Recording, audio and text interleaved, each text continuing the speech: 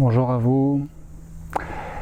Je vais vous partager aujourd'hui la question de Sonia, que voilà, qui certainement devrait aussi vous intéresser, puisque l'expérience montre que finalement, dans le processus de la nourriture en conscience, avec ces phénomènes liés à l'énergétique et de la nourriture par l'énergie de vie, le prana, tout le monde vit plus ou moins les mêmes symptômes, les mêmes choses, ce qu'évoque Sonia et qui s'interroge, voire s'inquiète un petit peu.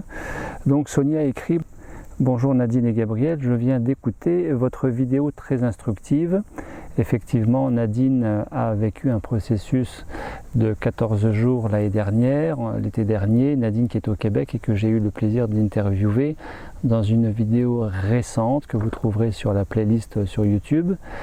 Nadine qui totalise 18 jours. Donc c'est un processus de nourriture en conscience de Nadine, 18 jours. J'ai fini moi-même récemment le processus des 21 jours praniques. J'entends que Nadine a eu des fourmillements dans les mains et dans les pieds, ce qui vient de m'arriver après le processus, plus des crampes pas très graves dans les extrémités. Je les ai moi-même associées à la déshydratation due à la chaleur intense pendant le processus. J'aurais bien voulu savoir, puisque votre vidéo ne l'explique pas, de quoi s'agit-il? Cela m'aurait rassuré. Est-ce dû vraiment à la déshydratation? Pourtant j'ai bu beaucoup d'eau diverses, plate, minéralisée et de source également, accompagnée avec un peu de sel pour fixer les minéraux. Merci Gabriel pour vos vidéos qui m'ont été déjà précieuses avant mon processus pranique qui s'est très bien passé. Et ceci grâce aux informations et expériences des autres personnes et vos conseils. Merci encore de tout cœur, Sonia. Alors, merci Sonia pour ce questionnement qui devrait une fois encore intéresser plus d'une personne. C'est pour ça que je fais à chaque fois le plus possible une réponse sous forme vidéo.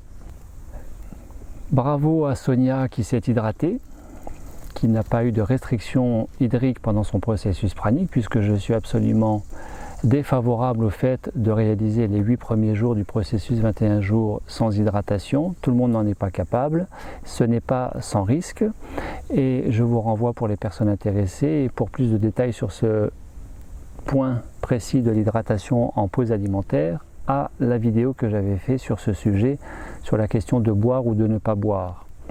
Vous reverrez ça dans la playlist. Alors, j'aurais voulu savoir si ce processus, vous l'avez fait en individuel, chez vous, accompagné par une tierce personne qui venait vous rendre visite, ou avec qui vous aviez un contact mail, ou avec qui vous aviez un contact téléphonique. Est-ce que c'est un processus de 21 jours que vous avez fait au sein d'un groupe en résidentiel, en France, à l'étranger? Ça m'aurait intéressé d'avoir plus de précision à ce niveau-là. Et donc, Sonia évoque des fourmillements aux extrémités, aux mains et aux pieds, et puis des crampes. Alors, d'emblée, on peut se dire que crampes égale manque de potassium. Ce qui se voit fréquemment chez les sportifs après dépenses énergétiques et dépenses de potassium. De quelle manière? J'aurais voulu savoir bien sûr, Sonia, si Sonia a envie de me répondre en message privé, pranainspire@orange.fr, ou alors en commentaire public sur YouTube, il n'y a aucun souci. De quelle manière est-ce que Sonia s'est imprégnée d'eau pour son hydratation, mais aussi d'énergie de vie pour la fameuse stimulation énergétique au niveau de la cellule? Alors, c'est toujours pareil. On peut avoir une réponse d'un point de vue cerveau gauche, cartésien, rationnel, donc scientifique, donc science biologique. Et on peut aussi avoir une réponse cerveau droit, approche vibratoire, énergétique, quantique. L'un ne s'opposant pas à l'autre, mais sont censés aller à se réunir, sont censés converger, entre guillemets se compléter. L'un est censé éclairer l'autre, à mon sens. Alors, on traduit dans le langage plus médical fourmillement comme étant des paresthésies. J'ai fait quelques recherches à ce sujet des fourmillements et d'un point de vue plus scientifique, plus médical, comme étant traduit des paresthésies. Donc j'ai recherché à la fois sur internet avec les sites de vulgarisation médicale, Medical Vulgaris, Wikipédia, Doctissimo, et puis j'ai cherché aussi dans ma bibliothèque, donc en l'occurrence, entre autres livres que j'ai regardés, le dictionnaire médical. Et donc si je lis la définition de paresthésie, qui correspond au fourmillement, au trouble de la sensation, que décrit Sonia et qu'avait aussi décrit Nadine pendant son processus, dans la vidéo interview que nous avons réalisée cet été en juillet au Québec avec Nadine. Donc, paresthésie, toute sensation anormale de picotement, fourmillement, impression de peau cartonnée, etc., en général liée à des lésions des nerfs périphériques ou de la moelle épinière. Deuxième définition possible, trouble de la sensibilité décelé lors d'un examen clinique, différent d'une hypoesthésie ou d'une hyperesthésie. Donc un défaut de sensibilité ou un excès de sensibilité. Paresthésie, toute sensation anormale de picotement, fourmillement, impression de peau cartonnée, etc., en général liée à des lésions des nerfs périphériques ou de la moelle épinière. Je retiens dans cette définition toute sensation anormale, en général liée à anormal général. Alors, ça m'interpelle beaucoup. Je n'ai rien trouvé d'autre en termes de picotement, fourmillement, sensation au niveau de la peau que sous cette appellation de paresthésie, toute sensation anormale en général liée à. Alors, ce n'est que général.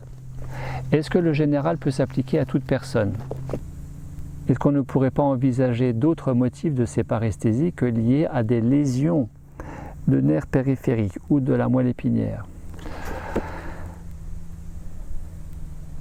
Est-ce que c'est forcément anormal? Et est-ce que ça doit rester général? Par définition, général ne peut s'appliquer à tous les cas de figure possibles, envisageables et qui peuvent exister sur cette planète, et surtout ne peuvent pas s'appliquer à tous les individus décrivant des paresthésies. Pourquoi est-ce que ça devrait être général? Et pourquoi est-ce que ça devrait être anormal? Eh bien, moi j'ai envie de dire que les paresthésies font aussi partie de choses qui peuvent être complètement normales et spécifiques à chaque individu, mais en fonction de comment chaque individu va les ressentir. Elles ne sont pas forcément identiques, au même endroit, de même intensité, chez tout le monde. Vivant en l'occurrence, de ce que je peux commenter aujourd'hui avec vous, vivant en l'occurrence un processus de pause alimentaire avec une imprégnation énergétique pour activer les phénomènes d'autorégulation, d'autocorrection, de rééquilibration, d'auto, entre guillemets, guérison, de troubles, de déséquilibre physiologique, anatomique, etc. au niveau de l'organisme.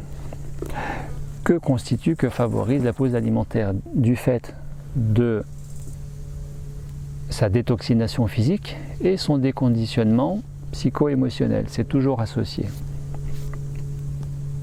Renforcé aussi bien sûr par le fameux alignement, c'est-à-dire du fait de réunifier, rassembler les quatre corps, physique, mental, émotionnel et spirituel. C'est toujours pour une petite révision que je propose ces points de repère à chaque fois.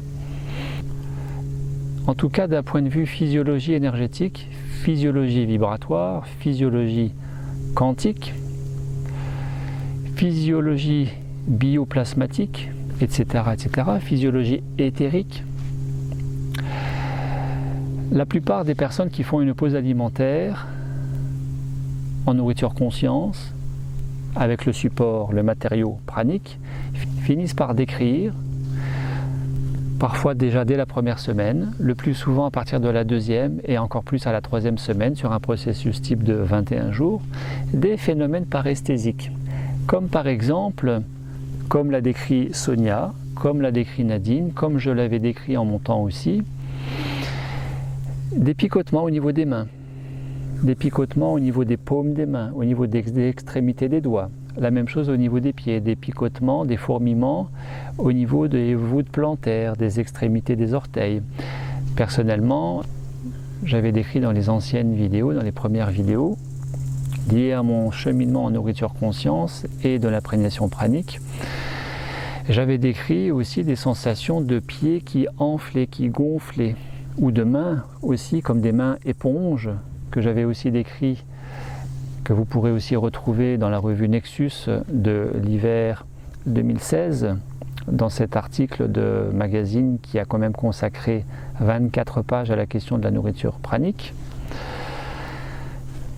par rapport à l'article réalisé en 2013 qui n'en comptait que 17. Donc c'est quand même que le sujet interpelle, intéresse et a priori manifestement attire de plus en plus de personnes quant à au moins comprendre ce phénomène lié à la conscience, tout simplement, phénomène lié à la conscience en expansion. Et c'est exactement de ça dont il est question. En neurologie, nous connaissons les états modifiés de conscience grâce au cerveau qui va basculer d'ondes électriques cérébrales bêta à des ondes électriques alpha. Et qui a ces états modifiés de conscience, qui a ces ondes électriques cérébrales alpha, vont se voir associer une expansion des corps subtils et au moins des corps éthériques. Eh bien, par le biais de ces corps éthériques expansés, par le biais de toute la circulation énergétique que l'on trouve dans le corps, par le biais des méridiens, par le biais des plexus, autrement dit des roues, autrement dit des chakras, eh bien, il va y avoir ces phénomènes tout à fait normaux et dont il faut se rassurer que sont des phénomènes certes inhabituels,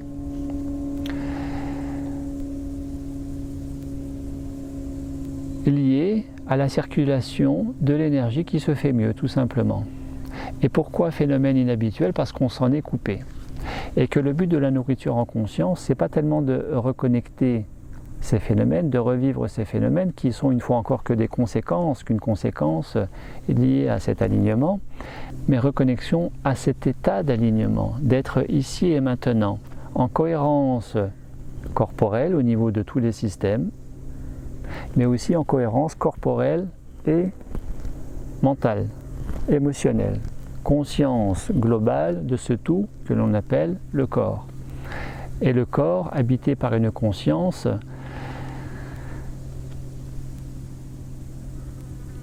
animant un être qui est censé être indivisible, donc un individu, et non pas une conscience animant un être déjà divisé, coupé avec lui-même, que l'on appelle la personnalité, et qui va s'exprimer par une personnalité, autrement dit par une pseudo-conscience,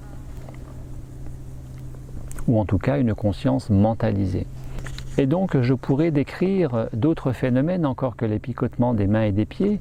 Il y a aussi les fourmillements, les picotements, les ondulations, les phénomènes de circulation, de passage, de sensation de chaud, de chaleur dans la colonne vertébrale, dans le dos.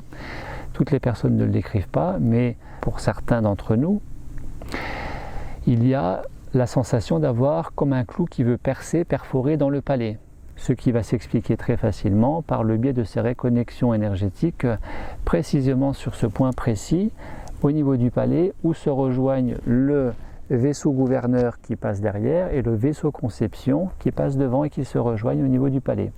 Précisément, a priori, à mon sens, là où Prahlad-Jani dans le DVD Lumière que vous connaissez décrit avoir quelques gouttes de prana qui s'écoulent par cette porte secrète, ce trou secret dans le palais où il reçoit la nourriture divine, on va dire, à ces fourmillements de mains, de pieds, de tête, à cette pression au palais.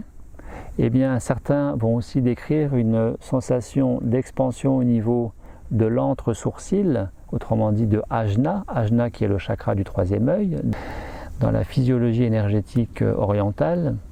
Donc certains vont avoir une pression au niveau du troisième œil, certains vont avoir une sensation de tournis, certains vont avoir aussi des couleurs qui passent, ou même certaines personnes décrivent comme Liliane de Belfort, bonjour Liliane, qui se souviendra peut-être m'avoir décrit il y a quelques années ces tableaux de personnes qu'elle ne connaissait pas et qui passaient devant elle, qui seraient pour moi des réminiscences de vie antérieure, tout simplement, des réminiscences de vie antérieure dont elle aurait fait l'objet.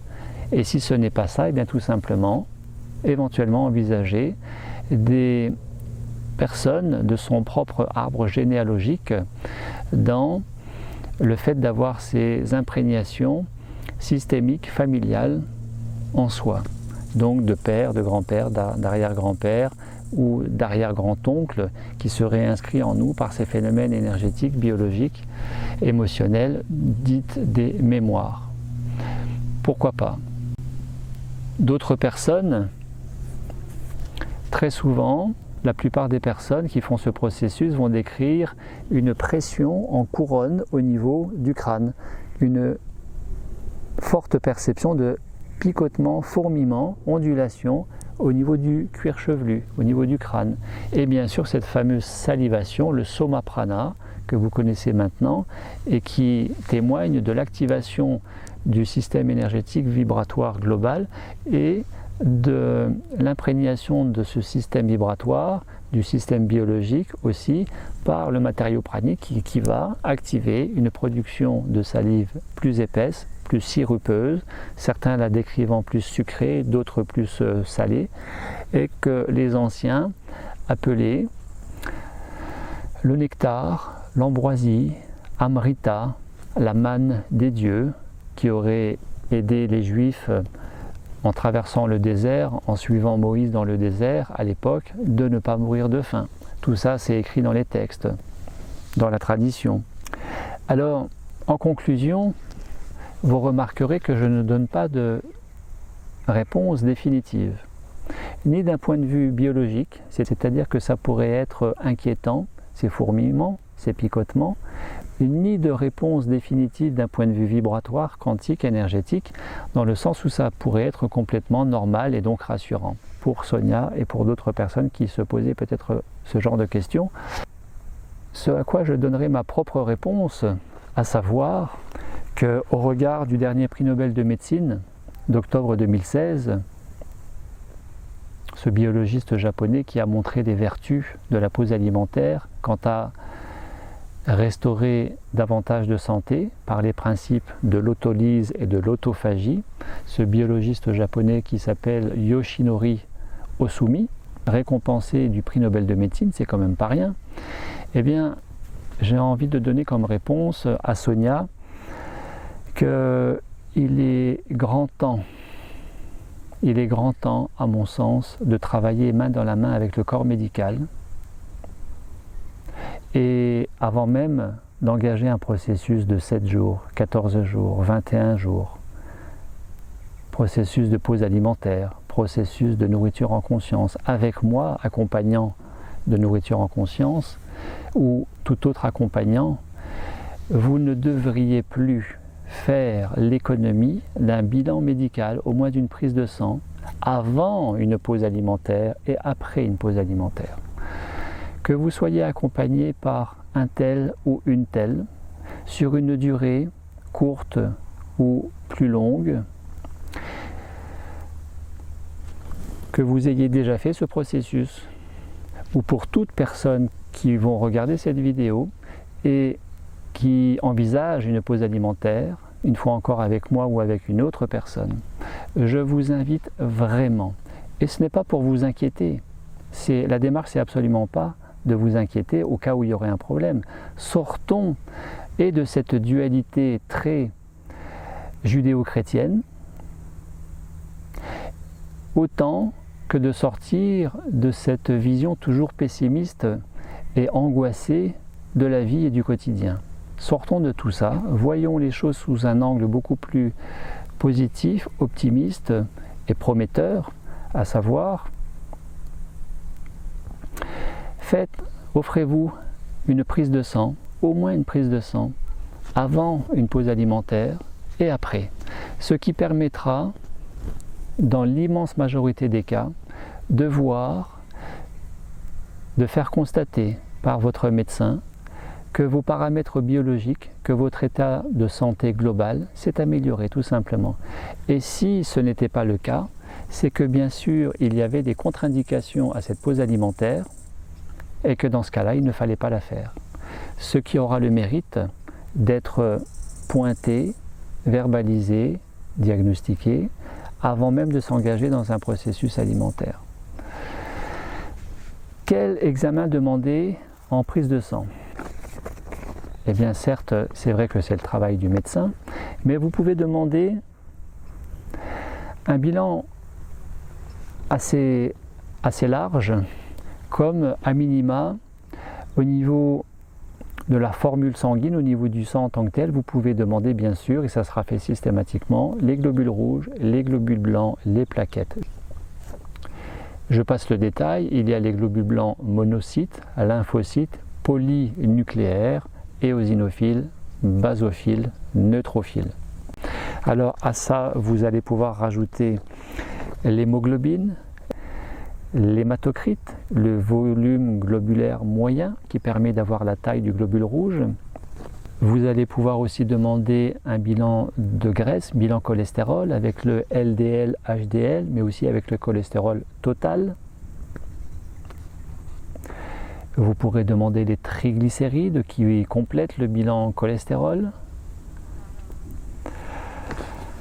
Vous pouvez demander un test inflammatoire avec la vitesse de sédimentation première heure, deuxième heure, avec la protéine C réactive, le PCR. Vous pourrez demander un ionogramme avec votre prise de sang, à savoir le sodium, potassium, calcium et chlore. Vous pourrez demander votre protéine, taux de protéine, protéinémie, qui permet de voir dans l'état de pause alimentaire comment est-ce que vous êtes équilibré ou pas. Vous pourrez demander un bilan d'anémie avec le fer sérique et la ferritine. Bien sûr, le taux de sucre, la glycémie, les albumines. Vous pourrez demander enfin un bilan hépatique avec les deux enzymes hépatiques que sont le SGO et le SGPT, ainsi que les phosphatases alcalines. Après, alors ça c'est un bilan standard, on va dire.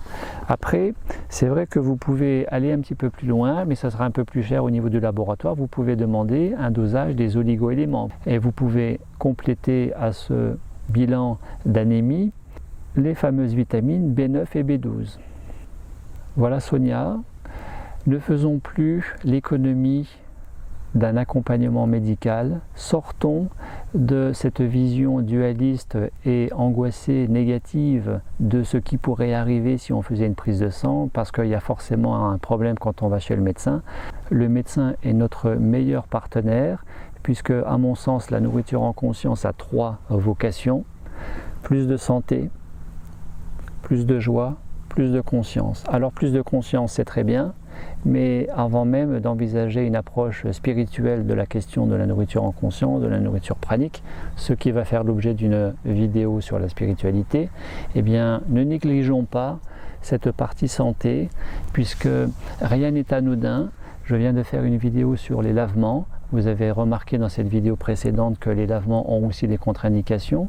Eh bien, je considère qu'il y a aussi des contre-indications dans les pauses alimentaires et que quand il n'y en a pas, ce qui est très agréable, c'est de constater objectivement et médicalement, donc ça n'a rien d'empirique, par bilan sanguin, que votre santé s'est améliorée, que, et je vous le souhaite, la plupart de vos troubles sanguins, de vos carences et déséquilibres biologiques constatés par la prise de sang se seront peut-être, et je vous le souhaite encore une fois, complètement corrigés, normalisés, comme ça a été le cas chez Annie. Annie qui est cette Belge d'une 70aine d'années et qui a fait un processus de 21 jours il y a quelques années qui témoigne dans la chaîne Freedom Génération le processus de Annie, et d'autres personnes comme Nathalie Gauthier qui en 21 jours s'est complètement nettoyée d'une fibromyalgie,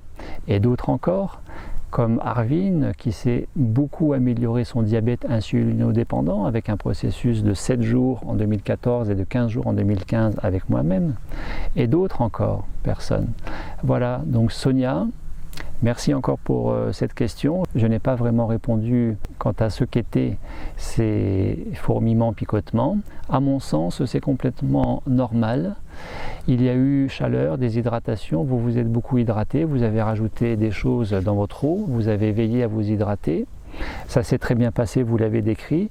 Je suis sûr que si vous cherchez un petit peu, vous trouverez d'autres signes en plus de ces picotements, fourmillements qui vous ont accompagné pendant ces 21 jours et au-delà de ces 21 jours. J'aimerais beaucoup, si vous le souhaitez, que vous me fassiez part de là où vous en êtes aujourd'hui dans cet après 21 jours. Comment est-ce que ça va, vous, aujourd'hui, dans votre relation à la nourriture? Où est-ce que vous en êtes avec tout ça? Donc n'hésitez pas à me téléphoner ou tout simplement à m'écrire et nous échangerons ensemble. Merci à vous et à très bientôt. Au revoir.